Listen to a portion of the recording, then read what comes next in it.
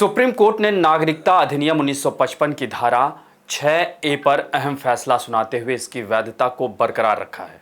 Chief justice D Y Chandrachud की अध्यक्षता वाली 5 जजों की संवैधानिक बेंच ने 4-1 के बहुमत से यह फैसला सुनाया है, जो असम समझौते 1985 को मान्यता देता है। नमस्कार, मैं अभय राय।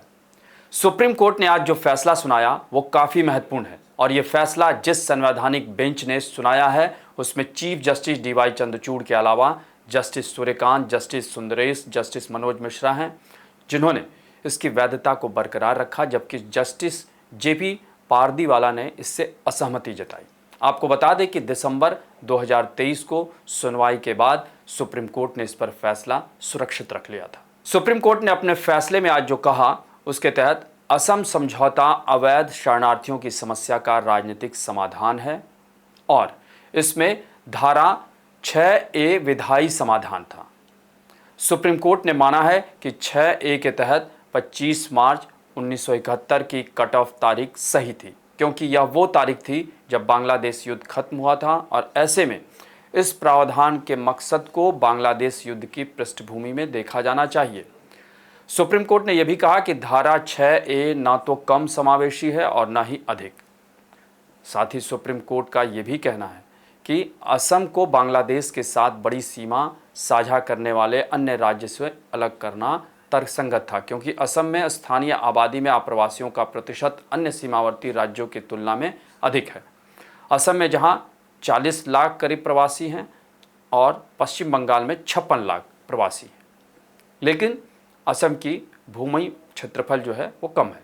इस दौरान चीफ जस्टिस डीवाई चंद्रचूड़ ने भी कहा कि रजिस्ट्रेशन भारत में नागरिकता प्रदान करने का वास्तविक मॉडल नहीं है और धारा 6A को सिर्फ इसलिए असंवैधानिक नहीं माना जा सकता क्योंकि इसमें पंजीकरण की प्रक्रिया निर्धारित नहीं की गई है। इसलिए मैं भी इस निष्कर्ष पर पहुंचा हूं कि धारा 6A वैध है। अब सवाल है कि ये मामला क्या है। नागरिकता अधिनियम 1955 की धारा 6 के मुताबिक जो बांग्लादेशी अप्रवासी 1 जनवरी 1966 से 25 मार्च 1971 तक असम में आए हैं, वो भारतीय नागरिक के तौर पर खुद को रजिस्टर करा सकते हैं। यानी 25 मार्च 1971 के बाद असम आने वाले विदेशी भारतीय नागरिक नहीं होंगे। दरअसल सुप्रीम कोर्ट में दायर याचिकाओं में कहा गया था कि 1966 के बाद से पूर्वी पाकिस्तान, जो अब बांग्लादेश कहा जाता है, वहां से अवैध शरणार्थियों के आने के चलते राज्य की डेमोग्राफी का संतुलन बिगड़ रहा है और राज्य के मूल निवासियों के राजनीतिक और सांस्कृतिक अधिकारों का हनन हो रहा है। याचिकाकर्ताओं की ओर से यह भी कहा गया कि धारा 6A अनुच्छेद 14, 21 और 29 के तहत प्रदत्त मौलिक अधिकारों का भी उल्लंघन करती है। साथ ही ये अनुच्छेद 325 और 326 के तहत प्रदत्त नागरिकों के राजनीतिक अधिकारों का भी उल्लंघन करता है। साथ ही याचिका में यह भी कहा गया कि सरकार ने नागरिकता अधिनियम 1955 में 6A जोड़कर अवैध घुसपैठ को कानूनी मंजूरी दे दी है। यहाँ आपको ये बताना भी ज़रूरी है कि ये समझौता अगस्त 1985 को तत्कालीन राजीव गांधी सरकार और असम आंदोलन के नेताओं के बीच हस्ताक्षर से हुआ था और तब इसका उद्देश्य असमिया संस्कृति, विरासत, भाषाई और सामाजिक पहचान को संरक्षित और सुरक्षित रखना था।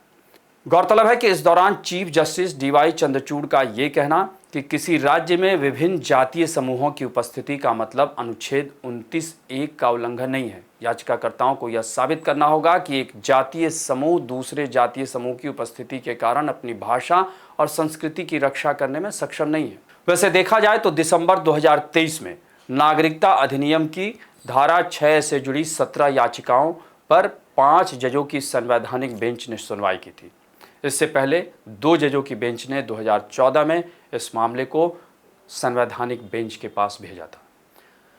इस दौरान केंद्रीय गृह मंत्रालय ने भी सुप्रीम कोर्ट में कहा था कि भारत में विदेशियों के अवैध प्रवास की सीमा के बारे में सटीक आंकड़े उपलब्ध कराने में वो सक्षम नहीं होगा। बहरहाल अब नागरिकता अधिनियम 1955 की धारा 6 पर सुप्रीम कोर्ट का अहम फैसला आ गया है और ऐसे में इसे लेकर अब किसी तरह का कोई संदेह नहीं रहेगा। आपको हमारी ये रिपोर्ट कैसी लगी उसे कमेंट बॉक्स में ज़रूर बताएं और अन्य खबरों से अपडेट रहने के लिए बने रहें हमारे साथ, क्योंकि हम हैं बुलंद भारत टीवी, ताकत आपकी।